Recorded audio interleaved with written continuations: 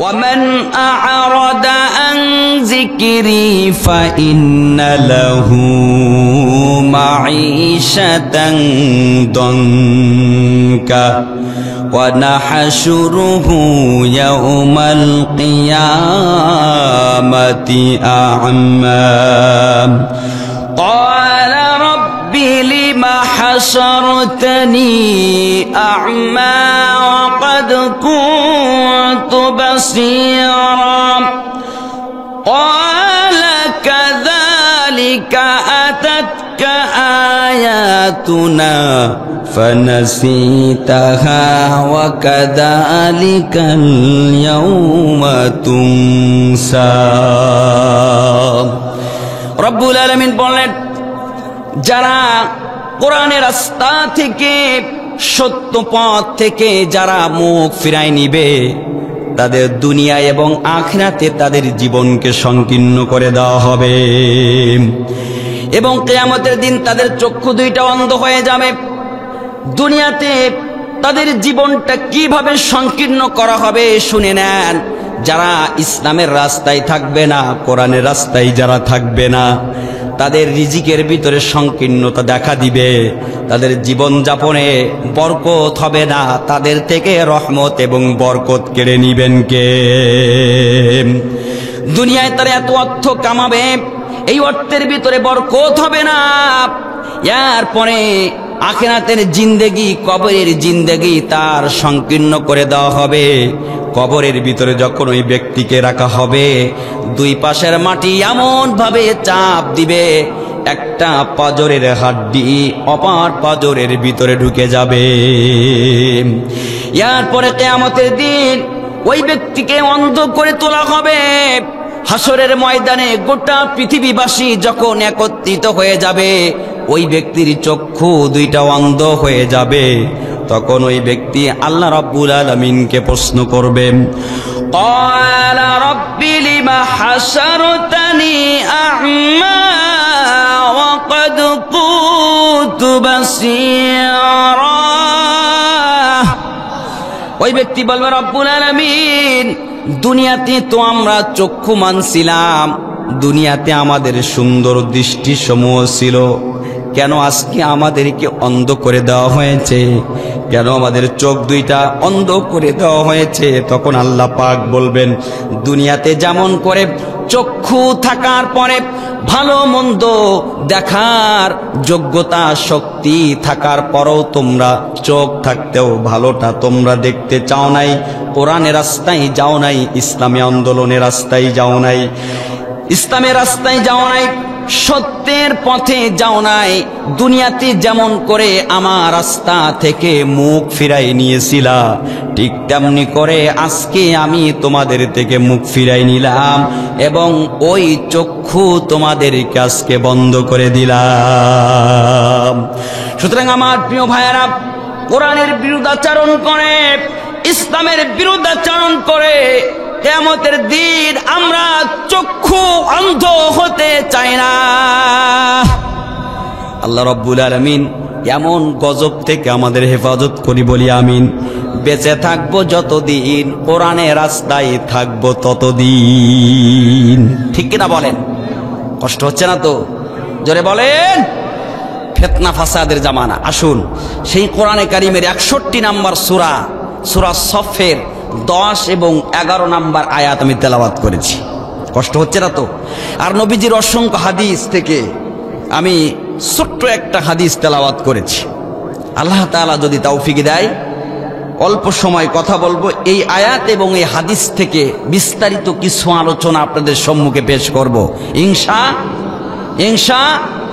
শেষ পর্যন্ত দোয়া করে, আলোচনা শেষ করে দোয়া করে যাব। কে কে হাত তুলে দেখান। আল্লাহ রাব্বুল আলামিন কবুল করুক বলি আমিন। এখানে বসলে লাভ না লস? প্রত্যেক দিন তো আর না, প্রত্যেক দিন আমাদের আছে, আপনাদের নাই।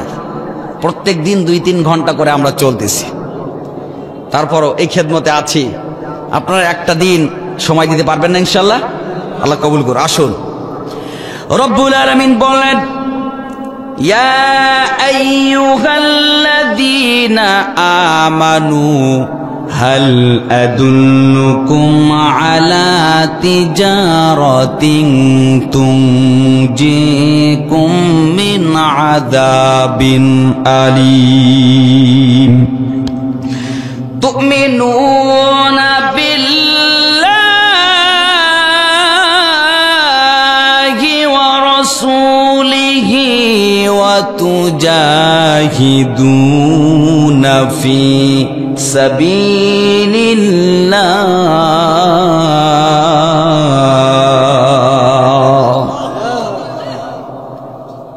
রব্বুল আলামিন বললেন, ইয়া আইয়ুহাল্লাযীনা আমানু, ওহে তোমরা যারা ঈমান এনেছো, আমি আল্লাহর প্রতি এবং রাসূলের প্রতি তোমরা যারা ঈমান এনেছো।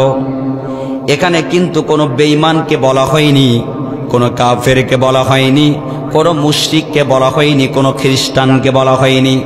আল্লাহ পাক সরাসরি ঈমানদারদেরকে ডেকে বলতেছেন যারা ঈমান এনেছে। আল্লাহ পাক বলতেছেন, আমি কি তোমাদেরকে এমন একটা ব্যবসার কথা বলবো না যেই ব্যবসা তোমাদেরকে জাহান্নামের আযাব থেকে রক্ষা করবে। রব্বুল আলামিন বললেন, হাল আদুল্লুকুম আলা তিজারাতিন তুনজিকুম মিন আযাবিন আলীম।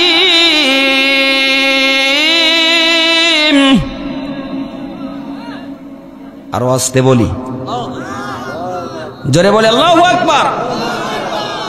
রব্বুল আলামিন বললেন, হাল আদুল্লুকুম আলা তিজারাত, আমি কি তোমাদেরকে এমন একটা ব্যবসার কথা বলবো না যেই ব্যবসা তোমাদেরকে জাহান্নামের আযাব থেকে রক্ষা করে। দুনিয়াতে আমরা ব্যবসা করি, এই ব্যবসায় কিন্তু লাভ এবং লস আছে না নাই? আমার প্রিয় ভাইরা, কিন্তু আল্লাহ পাক যেই ব্যবসাটার কথা বলতেছেন, এই ব্যবসা যদি কেউ একই ইখলাসের সাথে করে, এই ব্যবসার ভিতরে কোনো লস নাই। আর এই ব্যবসা আপনাকে আমাকে জাহান্নামের আযাব থেকে বাঁচাবে। রব্বুল আলামিন পরে সেটা বললেন, সেটা হলো তুমিনুনা বিল্লাহি ওয়া রাসূলিহি ওয়া তুজাহিদুনা ফি সাবিলিল্লাহ। রব্বুল আলামিন বলেন, সেটা হলো তুমিনুনা বিল্লাহ ওয়া রাসূলিহি, সেটা হলো সর্বপ্রথম আল্লাহর প্রতি ঈমান আনতে হবে, রাসূলিহি এবং রাসূলের প্রতি ঈমান আনতে হবে। আল্লাহ এবং ওই রাসূলের প্রতি ঈমান এনে তার রাস্তায় সংগ্রাম করতে হবে। ওয়া তুজাহিদুনা ফি সাবিলিল্লাহ, যে আল্লাহর প্রতি তোমরা ঈমান এনেছো, যে রাসূলের প্রতি তোমরা ঈমান এনেছো, আল্লাহ পাক বললেন ওই আল্লাহ এবং রাসূলের রাস্তায় তোমরা সংগ্রাম করো, জিহাদ করো। তাদের বিরুদ্ধে যারা ইসলাম চায় না, কোরআন চায় না, দ্বীন চায় না, যারা শিরক করে, কুফরি করে, যারা আল্লাহর দ্বীনের বিরোধিতা করে, আল্লাহর জমিনে আল্লাহর দ্বীন বাস্তবায়ন করতে চায় না, আল্লাহ রাব্বুল আলামিন বললেন তাদের বিরুদ্ধে সংগ্রাম করো। রাব্বুল আলামিন বললেন, ইন্নাল্লাহা ইউহিব্বুল্লাযীনা ইউকাতিলুনা ফী সাবিলিহি সাফফান কাআন্নাহুম বুনয়ানুম মারসুস। রব্বুল আলামিন বলেন, আমি সবচেয়ে ভালোবাসি ওই সংগঠনকে, ওই ব্যক্তিদেরকে, ওই দলকে আমি সবচেয়ে বেশি মহব্বত করি, যারা সীসা গলা প্রাচীর মতো আমি রব্বুল আলামিনের রাস্তায় সংগ্রাম করে। আল্লাহ পাক বলছেন, যারা সারিবদ্ধভাবে সীসা গলা প্রাচীরের মতো ভাঙবে না, মুচড়াবে না, দলবে না, সরবে না, এমন একটা দল হতে হবে যেই দল জীবন প্রাণ দিয়ে সংগ্রাম করে যাবে একজনের রাস্তায়। কার রাস্তা? জোরে বলেন, কার রাস্তা? প্রিয় ভাইরা, আপনার ইট দিয়ে দেওয়াল দিলে সেটা ভেঙে ফেলা সম্ভব, ঠিক কিনা? সেটা ভেঙে ফেলা সম্ভব।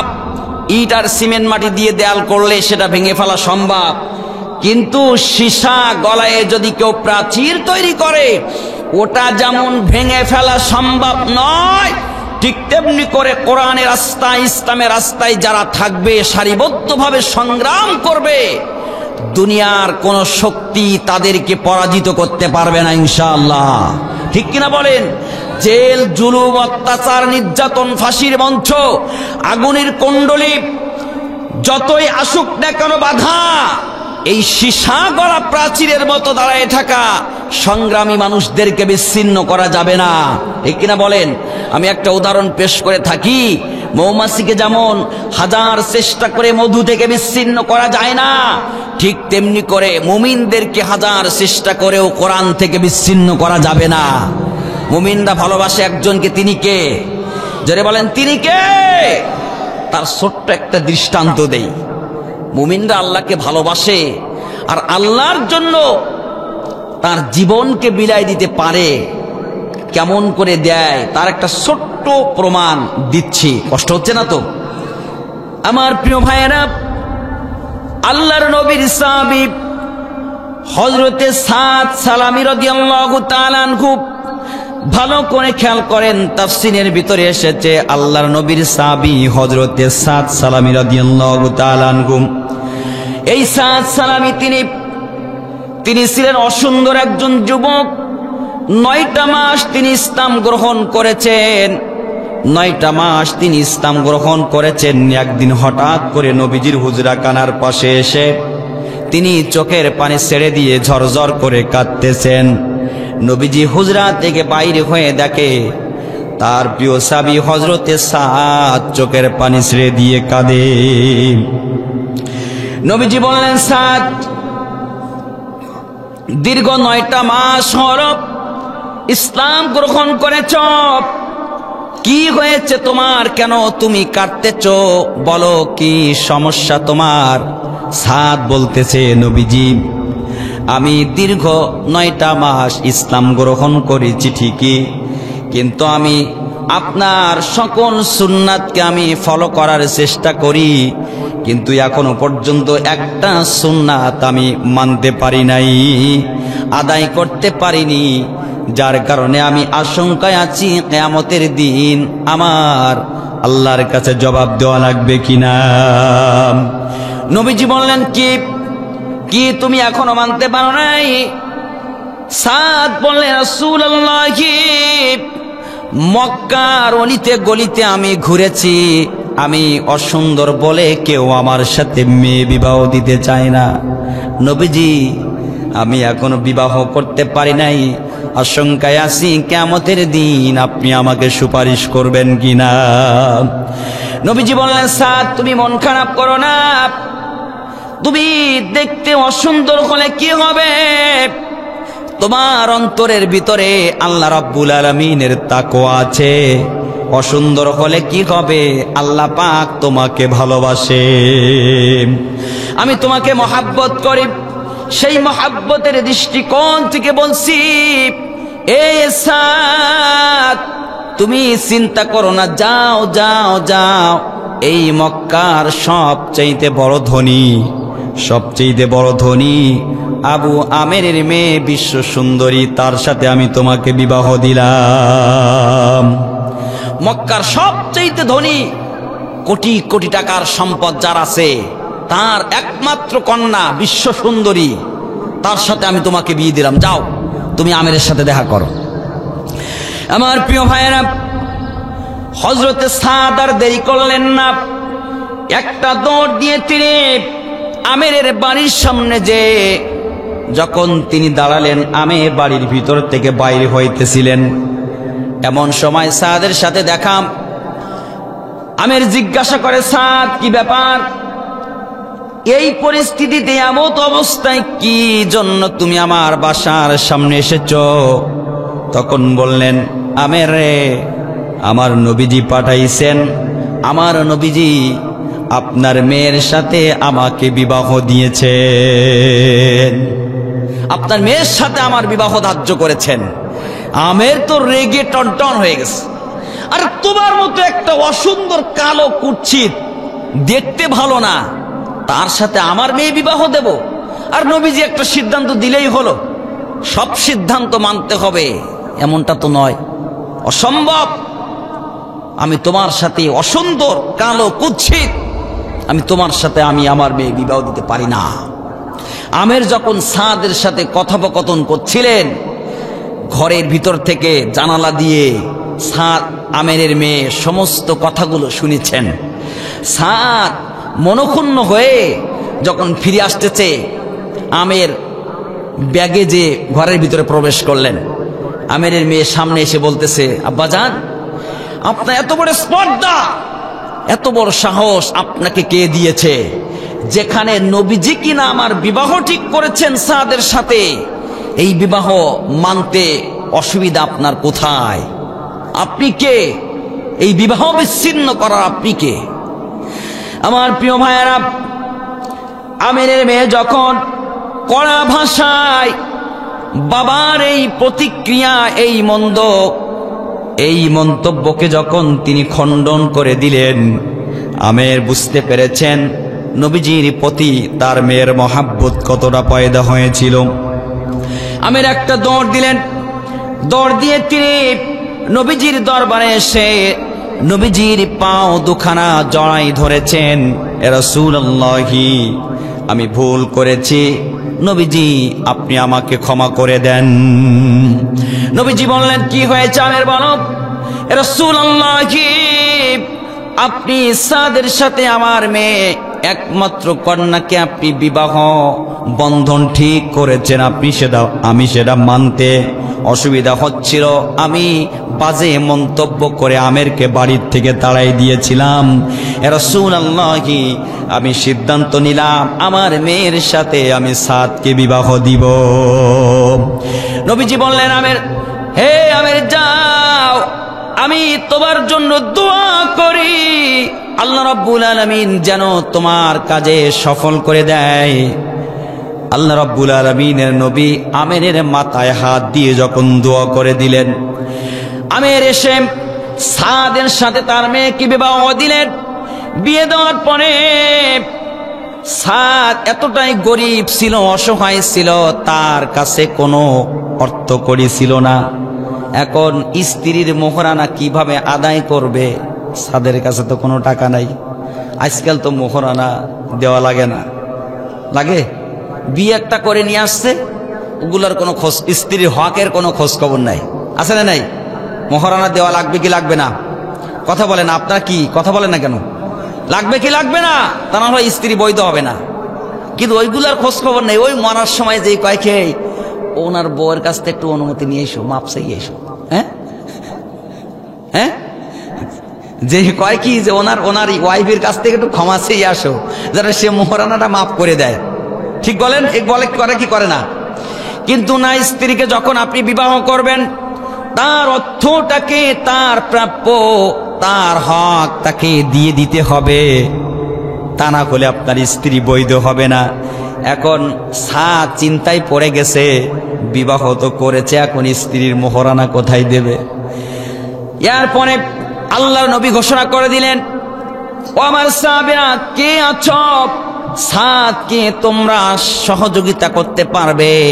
অন্য সাহাবীরা সবাই তারা সাদকে সহযোগিতামূলক কিছু অর্থ দিলেন। অর্থ এতটাই দিলেন, 600 দিরহাম জমা হয়ে গেল।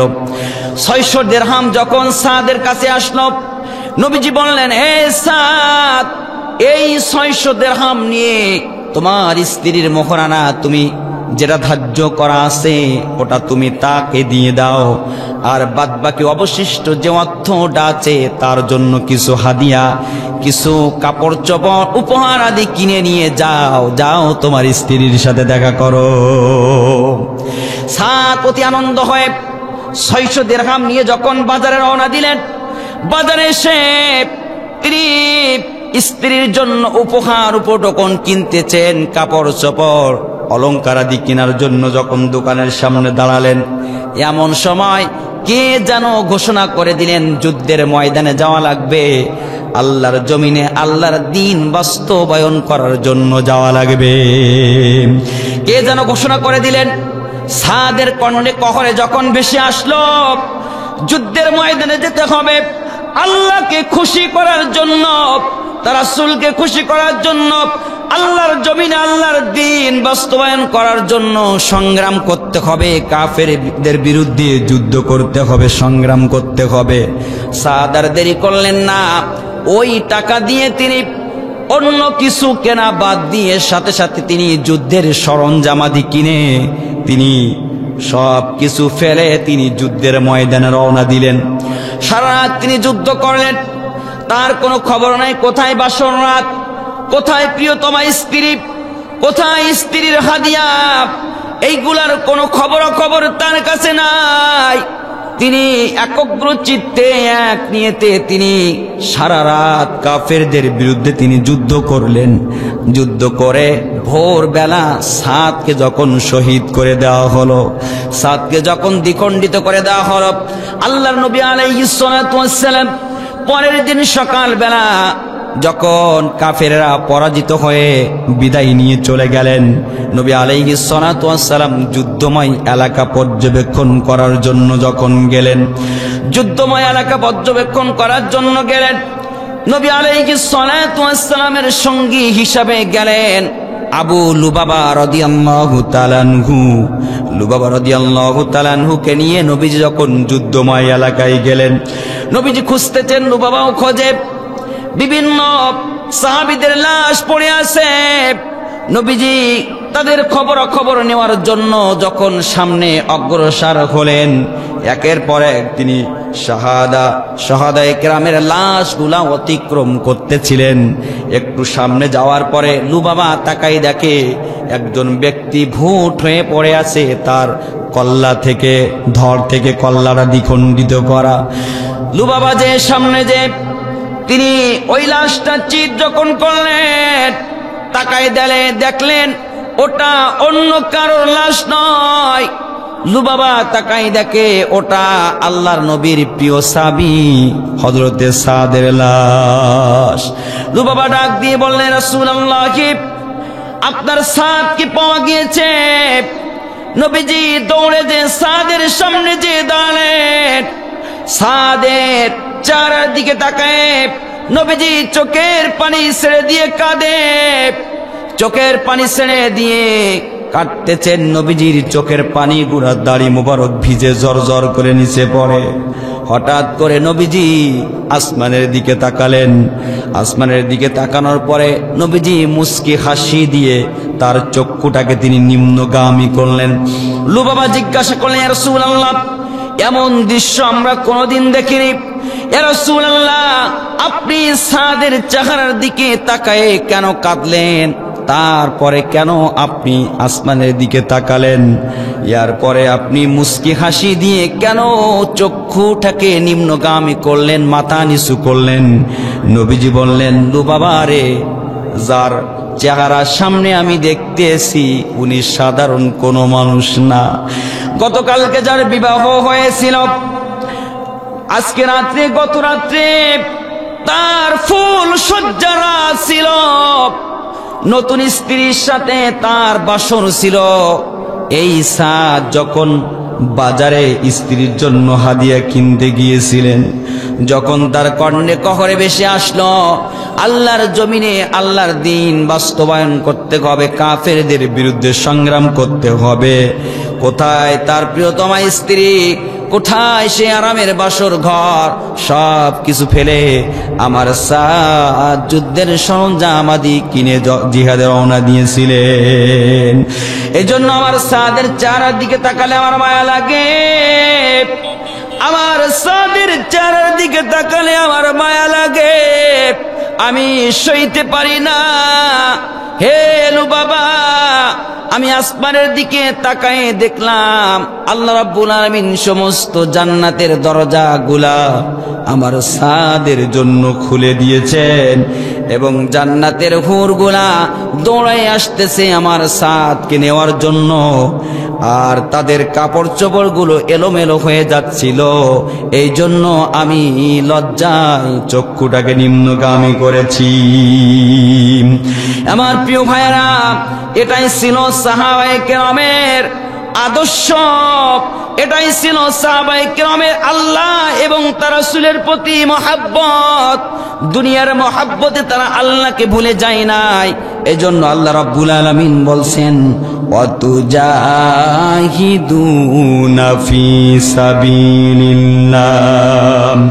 রব্বুল আলামিন বলছেন তোমরা যে আল্লাহর প্রতি ঈমান এনেছো, যে রাসূলের প্রতি ঈমান এনেছো, সেই আল্লাহ এবং রাসূলের রাস্তায় তোমরা সংগ্রাম করো, জিহাদ করো, সংগ্রাম করো।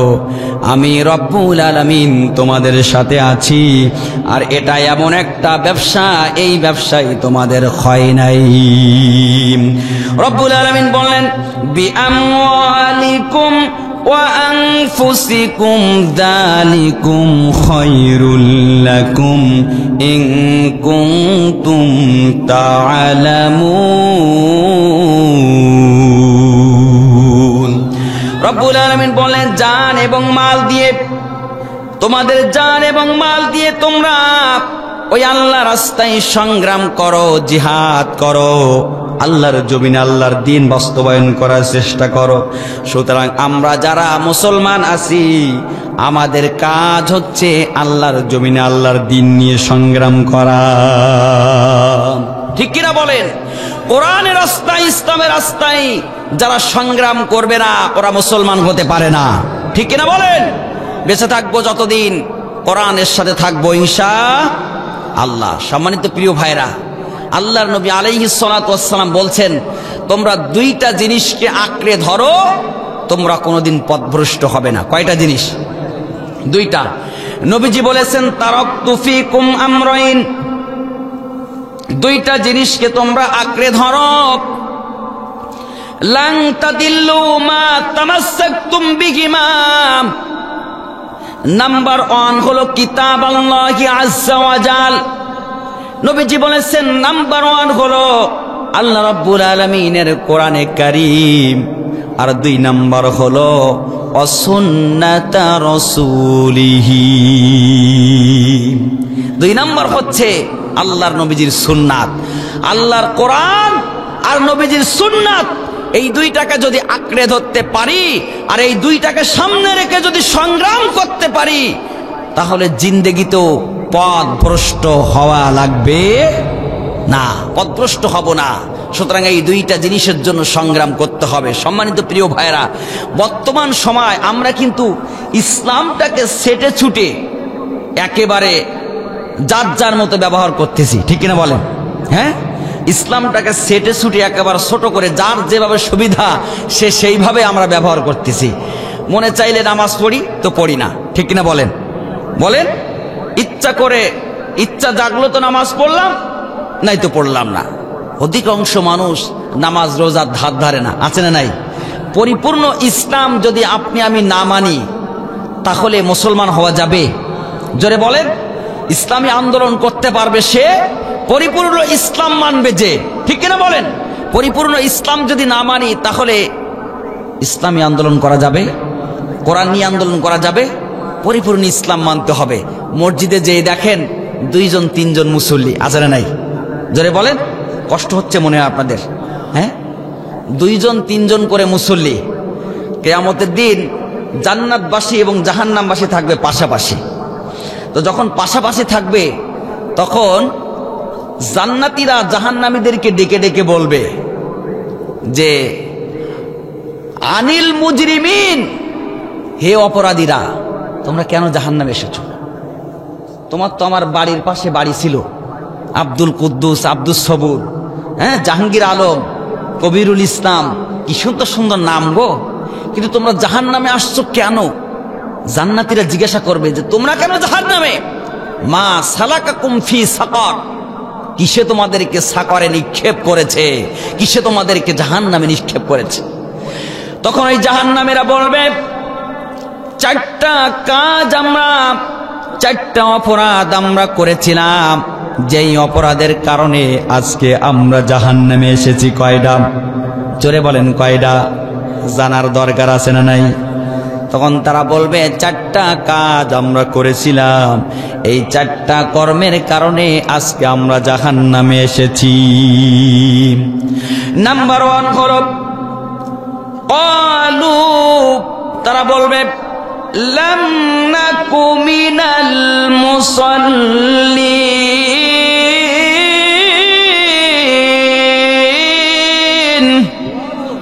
তারা বলবে ক্বালু লাম নাকু মিনাল মুসাল্লিন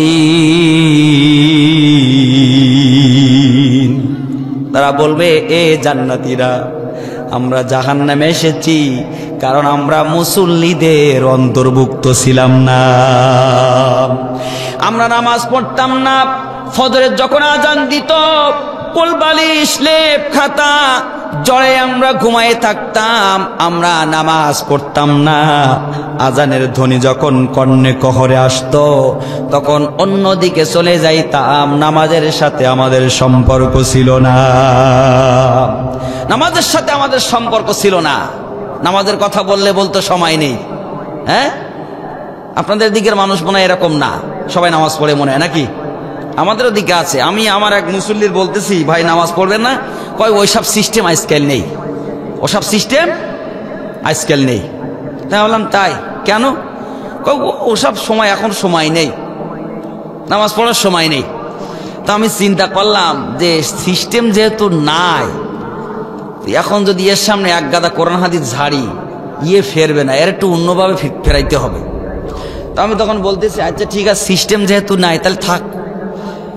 হঠাৎ করে আমার স্মরণে আসলো যে ওর বাড়ির ঘরে ছাদ দিচ্ছে, আর ছাদ যখন হয়ে যাবে তখন ঠিকই ইমাম সাহেবের দরকার হবে, হবে কিনা? কারণ ঘর হয়ে গেলেই ঘর উদ্বোধনে ইমাম সাহেবের লাগবে না, দোয়ার অনুষ্ঠানে লাগবে কি লাগবে না? হ্যাঁ লাগবে। আমি তারে কিছুই বললাম না। হঠাৎ করে সপ্তাহখানিক পরে ওই ব্যক্তি একদিন আসরে নামাজের পরে আমি দাঁড়ায় আছি, এমন সময় ওই ব্যক্তি আমার সামনে এসে হাজির, এসে আমাকে সালাম দিছে, সালাম আলাইকুম, সালাম দিছে, সালাম আলাইকুম। সালামটাও শুদ্ধ দিতে পারে নাই। তাহলে ওয়ালাইকুম ভাই কি? হুজুর ওই যে ঘরের ছাদ হয়ে গেছে তো একটু যাইতে হবে। কেন? দোয়া অনুষ্ঠান। ওসব সিস্টেম আজকাল নেই, ওসব সিস্টেম। কারণ যার মসজিদ মাদ্রাসা মুসল্লি নামাজের সাথে ইমামের সাথে যার সিস্টেম নেই, তার বাড়ির কোনো কাজের সাথে আমার সিস্টেম নাই। ওই বেচারা আর কোনো কথা বলতে পারে না। কিছুক্ষণ পরে বলতেছে হুজুর একদিন আপনি আমাকে নামাজের কথা বলেছিলেন, তো আমি আপনাকে বলেছিলাম সেই কথার জবাব আপনি আজকে দিয়ে দিলেন।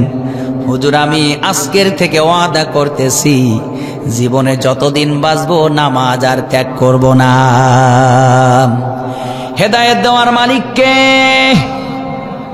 বর্তমান সময় কিছু কিছু মানুষ আছে নামাজের কথা বললে বলে কাপড় খারাপ, আছে না নাই? কয় কাপড় খারাপ, এই ব্যস্ত সেই ব্যস্ত, এই কাজ সেই কাজ, দুনিয়ার সমস্ত কাজে ব্যস্ত। কিন্তু বন্ধু সময় যেদিন শেষ হয়ে যাবে ওই দিন কোনো কথা কাজে আসবে?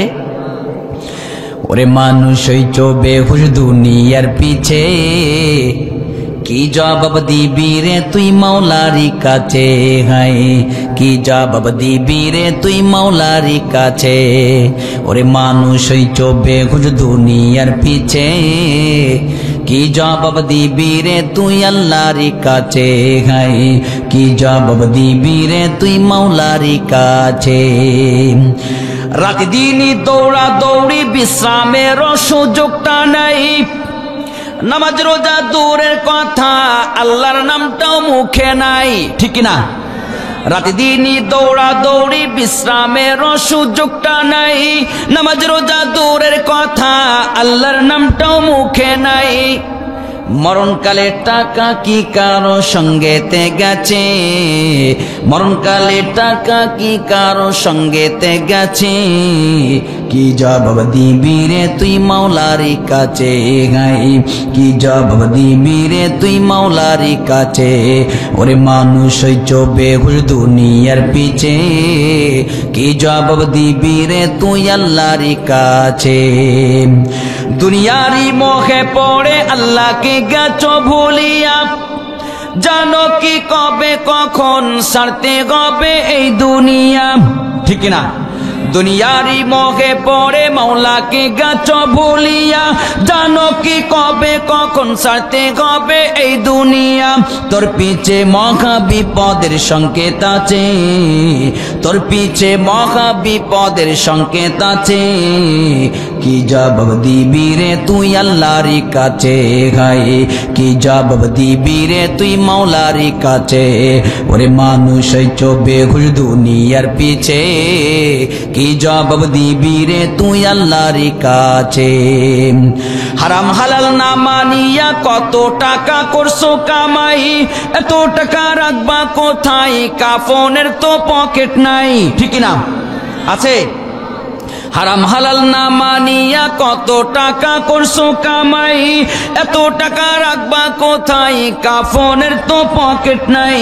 টাকা পয়সা লইয়া কি কেউ কবরে গেছে, কি জবাব দিবি রে তুই মাওলার কাছে, ঘাই কি জবাব দিবি রে তুই আল্লাহর কাছে। ওরে মানুষ চোবে ঘুষ দুনিয়ার পিছে, কি জবাব দিবি রে তুই আল্লাহর কাছে। জবাব দেওয়া লাগবে কি লাগবে না? জরিমানা লাগবে কি লাগবে না? বর্তমান সময় নামাজের কথা বললে এই ধরনের উক্তিগুলো পেশ করে, ঠিক কিনা? জাহান্নামীরা বলবে, এ জান্নাতীরা, ক্বালু লাম নাকু মিনাল মুসাল্লিন, আমরা মুসল্লিদের অন্তর্ভুক্ত ছিলাম না, এই জন্য আমরা জাহান্নামে এসেছি। নাম্বার 2 হলো ওয়ালাম নাকু নুতঈমুল মিসকিন।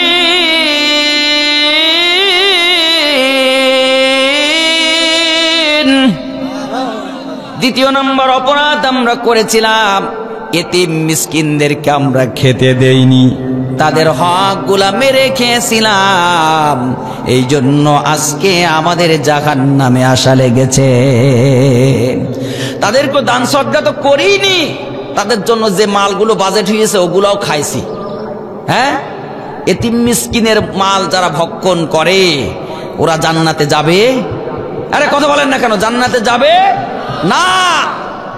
খবরদার, এতিম মিসকিন, ভাই মারা গেছে, ভাইয়ের সন্তান বেঁচে আছে, ভাই নাই, ভাইয়ের সন্তান বেঁচে আছে, তার জমিগুলো আমি জোর করে খাচ্ছি, এমন আছে না নাই? জোরে বলে আছে না নাই?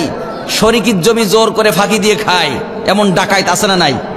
প্রিয় ভাইরা, ওই ভাইয়ের সন্তান সে এতিম, তার হক তাকে ফিরায় দাও। মনে রাখবা, কারোর এক টুকরা হক যদি মেরে খেয়ে দুনিয়ার থেকে বিদায় নাও, জান্নাত হারাম হয়ে যাবে। আল্লাহ হেফাজত করুক, বলি আমিন। 3 নাম্বার হলো ওয়াকুন্না নাখুদু মাআল খাইদিন।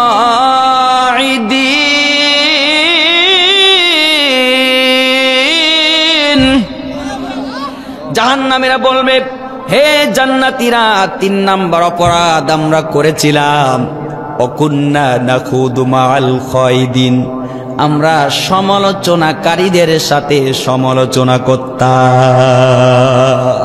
তার মানে গীবত, শিখায়েত, পরনিন্দা, চকলখুরি আছে না নাই? যারা বলে আছে না নাই?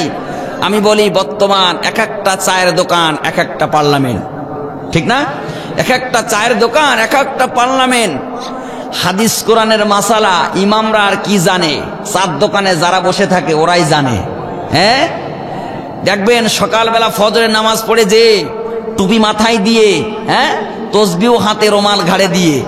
গতকালকে একটা ভিডিও দেখলাম, এক চাচা ওই যে ক্যারাম বোর্ড খেলতেছে। কি কয় আপনাদের? কি কয়? ক্যারাম বোর্ড বলে তো।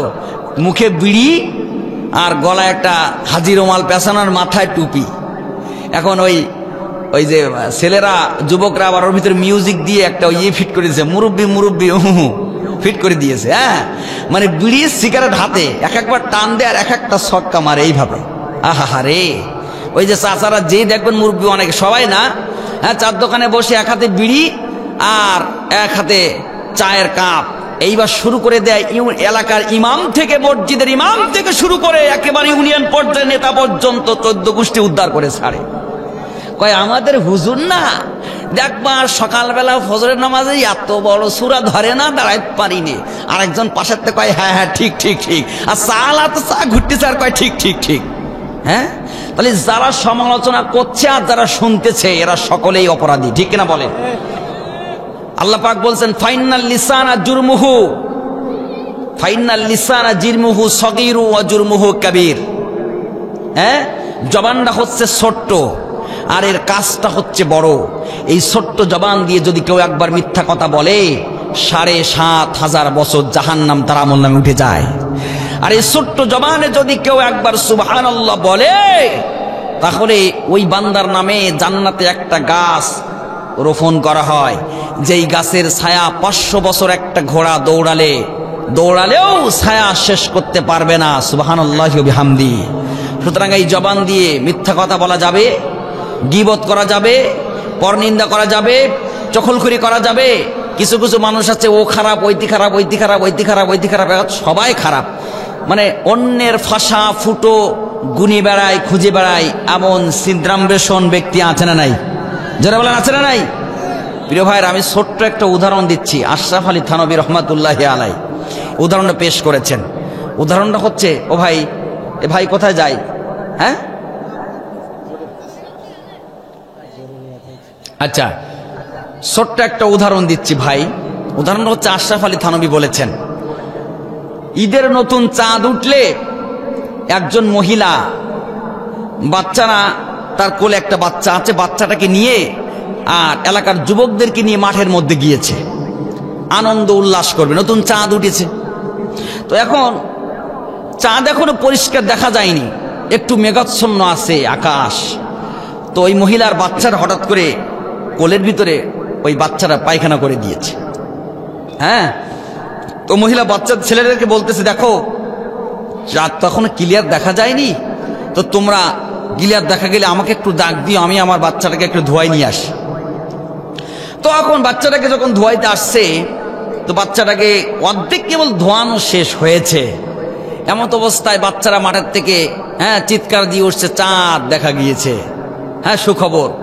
তো ইতিমধ্যে ওই মহিলা ওই অর্ধেকটা ধোয়া, কেবল হাত টাতগুলো ভালো ধোয়া হয়নি, ওইভাবে দৌড় দিছে মাঠের মধ্যে বাচ্চাটাকে নিয়ে। দৌড় দিয়ে উনি হাত তুলে বলতেছে, আল্লাহ কি সুন্দর ঈদের চাঁদ উঠেছে, তুমি আমাদের জন্য মঙ্গল করিও বলে মুখে উনি ঘষতেছে। হঠাৎ করে হাতের থেকে গন্ধ বাইর হচ্ছে। তখন উনি বলতেছে, আরে এবারের ঈদের চাঁদটা এত গন্ধ কেন? হ্যাঁ, তাহলে মনে ভালো মঙ্গল বই আনবে না। হ্যাঁ, আসলে গন্ধকে চাঁদের না হাতের? জোরে বলেন না কেন? কিন্তু এমন কিছু মানুষ আছে নিজের ভিতরে অসংখ্য দোষ ত্রুটি আছে, ওগুলো দেখে না, অন্যের দোষ খুঁজে বেড়ায়। এমন ডাকাত আসে না নাই?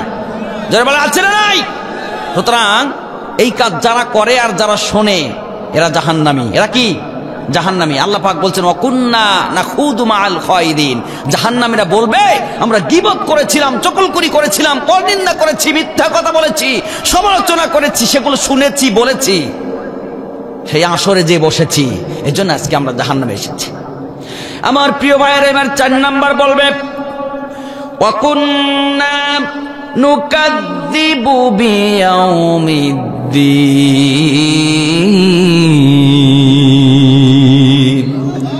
ওই জাহান্নামীরা বলবে, হে জান্নাতীরা, আমরা ওই আখিরাতকে অস্বীকার করেছিলাম, পরকালকে অস্বীকার করতাম, আল্লাহর সামনে দাঁড়াতে হবে এই দিনকে আমরা অস্বীকার করেছিলাম, আমরা এগুলা ভুলে গিয়েছিলাম, এগুলার প্রতি কোনো গুরুত্ব দেইনি।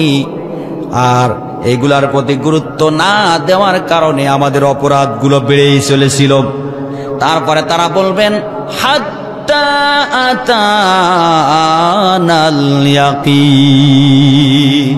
তারা বলবেন যে আখিরাতকে অস্বীকার করে গুরুত্ব না দিয়ে অপরাধ বেড়েই চলেছে মৃত্যুর আগ পর্যন্ত। যতক্ষণ বেঁচে ছিলাম এই অপরাধগুলো করেছিলাম, মৃত্যুর আগ পর্যন্ত নামাজ পড়িনি, মৃত্যুর আগ পর্যন্ত এতিম মিসকিন অসহায়দেরকে খেতে দেইনি, সাহায্য সহযোগিতা করিনি, মৃত্যুর আগ পর্যন্ত গীবত শিকায়ত করেছি, মৃত্যুর আগ পর্যন্ত পরকালকে অস্বীকার করেছিলাম, যার কারণে আজকে জাহান্নামের ইন্ধন হয়েছি। আল্লাহ হেফাজত করুক, বলি আমিন।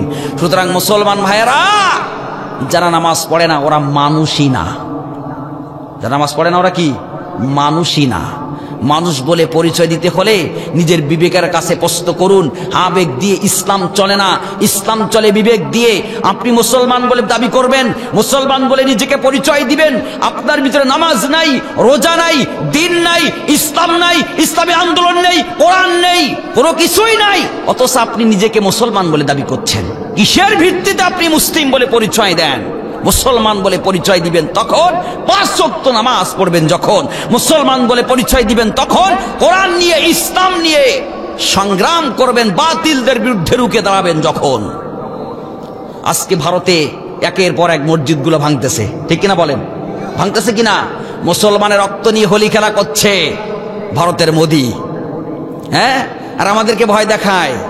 আরে ভয় দেখায় লাভ নাই, আমরা সালাউদ্দিন আইয়ুবীর সন্তান, ঠিক কিনা বলেন? ভয় দেখায় লাভ নেই। মনে রাখবা, ভারত যেমন করে মসজিদগুলা ভেঙে টুকরো টুকরো করছ, ঠিক তেমনি করে আগামী দিন ভারত ভেঙে টুকরো টুকরো হয়ে যাবে। 750 বছর মুসলমান শাসন করেছেন ভারতবর্ষে, কোন হিন্দু বৌদ্ধ খ্রিস্টানের উপর অত্যাচারিত হয় নাই। হয়েছে? আমরা সেরকম জাতি না। আমাদের সর্বভূমের ভিতরে, আমাদের বেষ্টনীর ভিতরে যারা থাকবে সকলে নিরাপত্তায় থাকবে, ঠিক না? কিন্তু আজকে তোমরা 3 টাকার ক্ষমতা পেয়ে আজকে মুসলমানের রক্ত নিয়ে হোলি খেলা করছো। মনে রাখবা, মুসলমান জীবন দিতে জানে, রক্ত দিতে জানে, সন্তানকে তিম করতে জানে, স্ত্রীকে বিধবা করতে জানে, কাপড়ের কাপড় মাথায় দিয়ে রাজপথে নামতে জানে, ফাঁসির মঞ্চে দাঁড়াইতে পারে, জেলখানায় যেতে পারে। মুসলমান বাতিলের কাছে বাধানত করতে জানে না, ঠিক কিনা বলেন? মুসলমান ভয় করবে একজনকে, তিনি কে?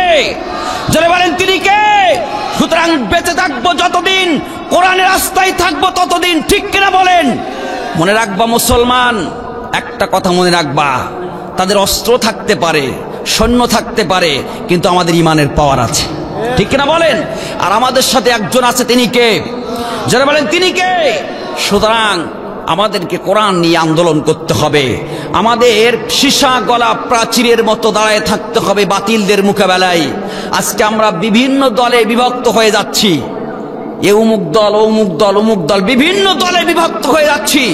মুসলমানের একটাই দল হবে, সেই দল হচ্ছে কোরআনের দল, ইসলামের দল, ঠিক কিনা বলেন?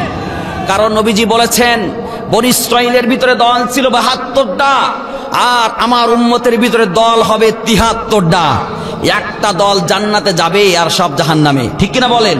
সেটা হচ্ছে কোরআনের দল, যারা ইসলাম নিয়ে, কোরআন নিয়ে বিনা স্বার্থে, ক্ষমতার লোভে নয়, আল্লাহর জমিনে আল্লাহর দ্বীন বাস্তবায়ন করার স্বার্থে যারা কোরআন নিয়ে, যারা দ্বীন নিয়ে সংগ্রাম করবে, সীসা গলা প্রাচীরের মতো দাঁড়ায় থাকবে, আল্লাহ পাক বলছেন তারাই জান্নাতি, ঠিক কিনা বলেন?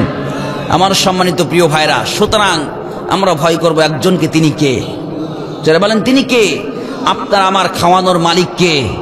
আজকের আমার এই যুবক ভাইরা, যারা আজকে যে সমস্ত যুবক ভাইরা স্টেজ পর্যন্ত আমাকে নিয়ে আসলেন, এই যুবকরা, হ্যাঁ, গান বাজনা সিনেমায় যাত্রায় থাকার কথা, ঠিক না?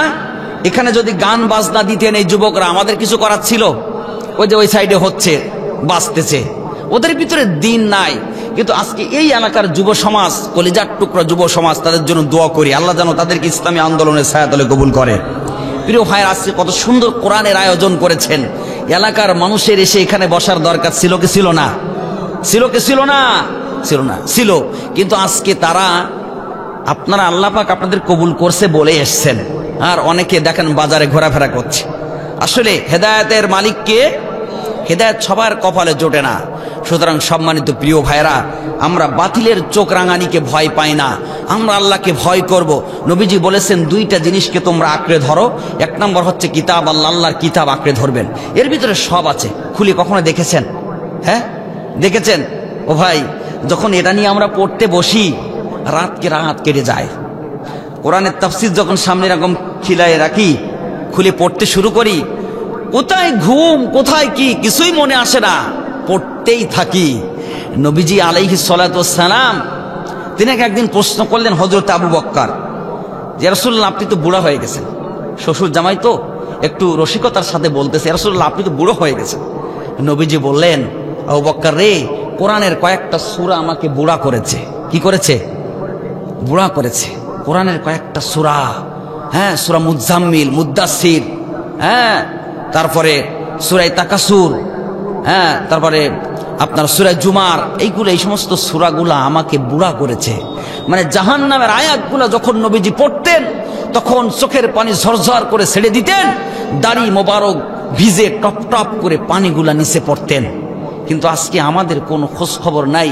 বাবারে, এই ঠান্ডার সময় আজকে লেপ খেতা কম্বল ছাড়া আমি ঘুমাইতে পাচ্ছি না। এই ঠান্ডার সময় দেখেন জ্যাকেট পোশাক চাদর ছাড়া চলতে পাচ্ছি না।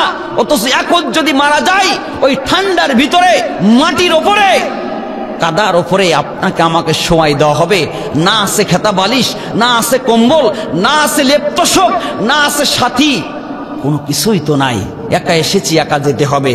ও ভাই, কবরটাকে যদি সুন্দর করতে চান, যদি সেখানে লেপ খাতা কম্বল পাইতে চান, যদি সেখানে সঙ্গী পাইতে চান, তাহলে কোরআনের রাস্তায় আসুন, আল্লাহকে ভালোবাসুন, আল্লাহর দ্বীনকে গ্রহণ করুন, 5 ওয়াক্ত নামাজ পড়েন। ওই ব্যক্তি সবচেয়ে বড় বুদ্ধিমান। আল কাইয়িসু মান দানা নাফসা ওয়া আমিলা লিমা বাদাল মাউত। নবী আলাইহিস সালাতু ওয়াস সালাম বলছেন, ওই ব্যক্তি সবচেয়ে বড় বুদ্ধিমান যে নিজের নফসকে নিয়ন্ত্রণ করতে পেরেছে। নবীজি বলছেন, ওয়াউদ্দা নাফসাকা মিন আসহাবিল কুবুর।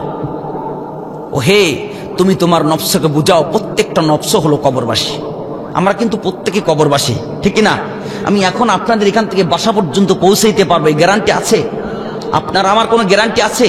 তাই নবীজি বলছেন যে আল কাইয়িসু মান দানা নাফসা, ওই ব্যক্তি সবচাইতে বড় বুদ্ধিমান, চালাক, যে নিজের নফসকে নিয়ন্ত্রণ করেছে। নফসে যা বলে তা করা যাবে। নফস যদি বলে সিনেমা দেখ, দেখা যাবে।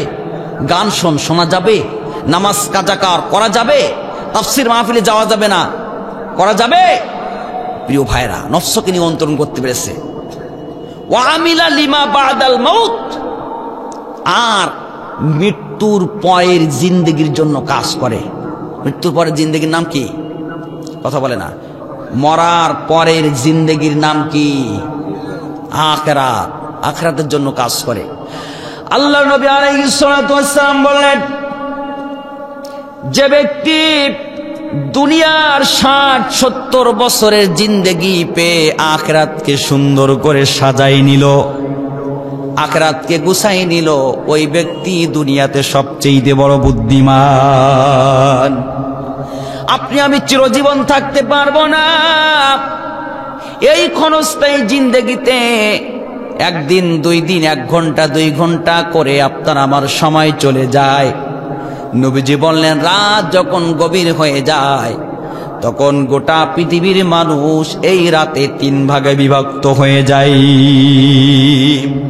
রাত যখন গভীর হয় মানুষ 3 ভাগে বিভক্ত হয়। কয় ভাগে?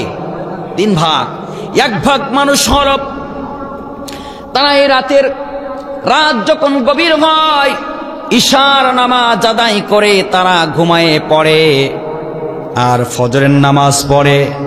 নবীজি বললেন, যারা ইশার নামাজ জামাতে পড়ে ফজর আবার আদায় করলো, সারা রাত ঘুমাই পড়লো, আল্লাহ রাব্বুল আলামিন ওই ব্যক্তির, ওই বান্দার জিম্মাদার হয়ে যায়।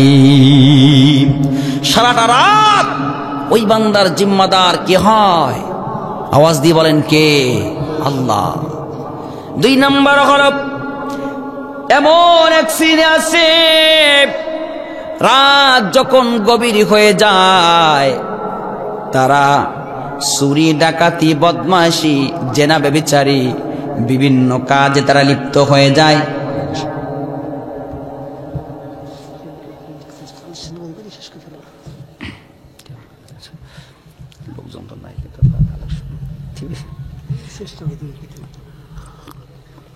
আচ্ছা, কষ্ট হচ্ছে? আর বেশি সময় কথা বলবো না, 10-15 মিনিট কথা বলবো। নবীজি বললেন, 2 নম্বর শ্রেণী হল, রাত যখন গভীর হয়ে যায় তারা চুরি ডাকাতি জেনা ব্যভিচারের কাজে বেরিয়ে যায়। নবীজি বললেন, যারা চুরি ডাকাতি জেনা ব্যভিচারের কাজে বেরিয়ে গেল ওরা জাহান্নামের রাস্তায় বেরিয়ে গেল। নাম্বার 3 হলো, এক সিনে আছে, রাত যখন গভীর হয়, ইশারের সালাত আদায় করে তার রিজিকের যতটুকু খানা বিনা জোরে খেয়ে ওই বান্দা আল্লাহ রাব্বুল আলামিনের শানে দাঁড়ায় যায়। ওয়াল মুস্তাগফিরিনা বিল আসহার। আল্লাহ নবী বললেন, রব্বুল আলামিন বলেন, উষাকালে যারা আমি আল্লাহকে স্মরণ করে, উষাকালে যারা ডাকে, আল্লাহ নবী বললেন এই সমস্ত ব্যক্তিরা আল্লাহ রব্বুল আলামিনকে সন্তুষ্ট করার জন্য নামাজে দাঁড়ায় যায়। রব্বুল আলামিনের নবী বলেন, যারা গভীর রাত্রে তাহাজ্জুদের নামাজ আদায় করে, যারা আল্লাহর কাছে দোয়া করে, দুহাত তুলে দোয়া করে, রব্বুল আলামিন জাহান্নামের আগুন থেকে রক্ষা করো, ও আল্লাহ আমার রিজিকে বরকত দাও, রব্বুল আলামিন তোমার জমিনে তোমার দ্বীন নিয়ে চলতে পারি সেই তৌফিক দাও। এইভাবে যারা দোয়া করে, নবীজি বললেন তার চোখের পানি নাকের ডগায় আসার আগে আল্লাহ রব্বুল আলামিন তার মনের আশা পূরণ করে দেয় এবং তার জন্য জাহান্নামের আগুনকে হারাম করে দেয়। সুতরাং আমার মুসলমান ভাইরা, এই জন্য নবীজি বলেন ওই ব্যক্তি সবচেয়ে বড় বুদ্ধিমান যে আখিরাতের জন্য কাজ করে, আর ওই ব্যক্তি সবচেয়ে বড় বোকা এবং বলদ। ওয়াল আজিস মান আতবা নাফসাহু হাওয়াহা ওয়া তামান্না আলাল্লাহ। নবীজি বলেন ওই ব্যক্তি সবচেয়ে বড় বোকা বলদ যে নিজেকে কুপ্রবৃত্তির গোলাম বানায়। দেখবেন এক শ্রেণী মানুষ আছে নিজেকে কুপ্রবৃত্তির গোলাম বানায়। বেহায়াপনা, অশ্লীলতা, এমন কোন অপকর্ম নেই যা সে করে না, আবার মনে মনে আল্লাহর উপরে ভরসা করে। ঠিক কিনা বলেন? আছে না এমন লোক? আছে না? গান শোনা শুনতেছে, সিনেমা দেখার দেখতেছে, জিনাও করতেছে, সব অপকর্ম সুদ ঘুষ যা আছে সব করে বেড়াচ্ছে, আর মনে মনে বলতেছে ও আল্লাহ ঠিকই আমার ব্যবস্থা করবে, আল্লাহর উপরে ভরসা রেখেছে। ওই ব্যক্তি সবচেয়ে বড় বলদ যে গুনার কাজও করে আর আবার আল্লাহর কাছে ক্ষমার জন্য করে, হ্যাঁ, আশা রাখে যে না আল্লাহ আমার ক্ষমা করে দিবেন। আরে আল্লাহ ক্ষমা তো করবে, তাই গুনাহ থেকে বাঁচা লাগবে না? হ্যাঁ, কিন্তু আমি নিজেকে কুপ্রবৃত্তির গোলাম বানালাম, আবার আল্লাহর উপর ভরসা করলাম। নবীজি বলেছেন 3 শ্রেণীর মানুষ জান্নাতে যাবে না। কয় ব্যক্তি? কষ্ট হচ্ছে আপনাদের, শেষ করে দিই। 3 ব্যক্তি জান্নাতে যাবে না। 3 ব্যক্তি, ভালো করে খেয়াল করেন। নাম্বার 1 হচ্ছে ওই ব্যক্তি জান্নাতে যাবে না যে তার পরিবারকে অশ্লীলতার দিকে ঠেলে দিয়েছে। কথা বুঝতে পেরেছেন? এই যে আপনার বক্সে যারা বাড়ি দিচ্ছে, এরা কিন্তু বাইরের না, এরা আপনার আমার সন্তান, ঠিক না? তাহলে এদের বাবা মা যারা আছে তারাকে বাড়ি যেই ঘুমাইছে আর ছেলেরা যেই বক্সে বাড়ি মারতেছে, তাহলে নামাজ রোজা করেও সে আলেম হোক, নামাজি হোক, হাজি হোক আর গাজী হোক আর যেই হোক না কেন, সে যদি তার পরিবারকে কন্ট্রোলে না রাখে, ওর কোন ইবাদত আল্লাহর দরবারে উঠবে না, ও জাহান্নামী। কথা বুঝতে পেরেছেন? ও চাচা, ঈশার নামাজ পড়ে যখন বাড়িতে যাচ্ছ, একটু কি খোঁজ নিয়ে দেখেছো যে সন্তানরা কোথায় আছে, ছেলে কোথায়, মেয়ে কোথায়? হ্যাঁ, খোঁজ নিয়ে দেখছেন? দেখে না। ও ছেলেপিলের সাথে একটু আনন্দ করে পিকনিক করতেছে, ও সমস্যা নেই। চাচা, ওখানে পিকনিক হচ্ছে না, ওখানে গান বাজনা হচ্ছে, ওখানে জাহান্নামের আয়োজন হচ্ছে, ওখানে শয়তানি কর্মকাণ্ড হচ্ছে। সারা রাত আমার ছেলেটা গান বাজনা করে ইমান নষ্ট করতেছে, আমার একটা বারো কোনো চিন্তা ভাবনা নেই। আমার মেয়েটা বেপর্দায় চলতেছে, আমার স্ত্রী বেপর্দায় পড়তে চলতেছে, কোনো খবর নেই। যার যার মতো যে যা পারে করুক গা, লা ইলাহা ইল্লাল্লাহ। আমি আমার মতো নামাজ পড়ে গেলাম। নবীজি বলছেন ও জাহান্নামী। কারণ প্রত্যেকটা আপনার ব্যক্তি দায়িত্বশীল। প্রত্যেকটা ব্যক্তি কি দায়িত্বশীল? কুল্লুকুম রাঈন ওয়া কুল্লুকুম মাসউলুন আর রাঈতিহি। আমরা প্রত্যেকে কিন্তু দায়িত্বশীল এবং আমাদের কিন্তু জবাব দিতে হবে আল্লাহর কাছে, জবাবদিহিমূলক জবাব দিতে হবে।